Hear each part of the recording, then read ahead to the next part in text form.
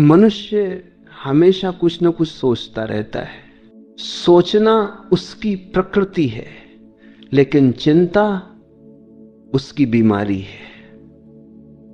सोचने में सृजन है, चिंता में विनाश।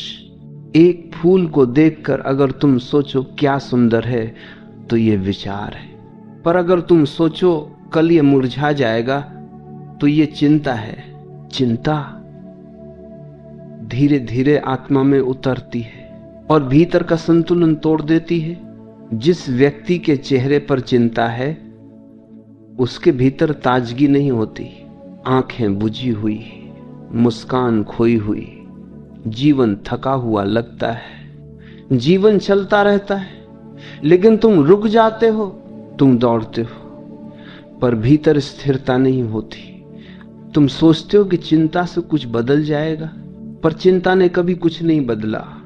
जिसे बदलना था वह कर्म से बदलता है, और जिसे स्वीकारना था वह ध्यान से बदलता है। चिंता वही है जहां भरोसा नहीं है, जहां व्यक्ति यह मानता है सब मुझे ही संभालना है। यह अहंकार है, यह भ्रांति है। अस्तित्व तो खुद बहुत बुद्धिमान है।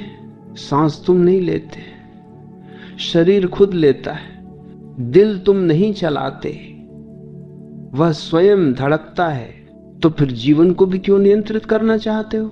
जब तुम चिंता करते हो, तुम अस्तित्व से लड़ रहे होते हो, और जो अस्तित्व से लड़ता है वह हारा हुआ होता है, क्योंकि यह सागर अनंत है।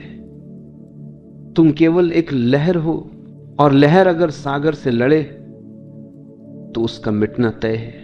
जहां भरोसा आता है वहां चिंता नहीं रहती। भरोसा चिंता का प्रतिद्वंद्वी है। चिंता को भगाने की जरूरत नहीं, बस भरोसे को जगाने की जरूरत है। अब प्रश्न उठता है, भरोसा कैसे जागे? भरोसा सोच से नहीं आता, अनुभव से आता है। जैसे छोटा बच्चा मां की गोद में सो जाता है, उसे पता है कि यह गोद उसे संभाल लेगी।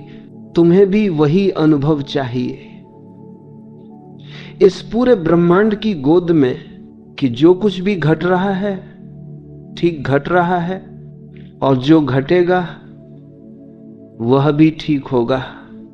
जीवन में दो बातें हैं, एक जो तुम्हारे हाथ में है, दूसरी जो तुम्हारे हाथ में नहीं है।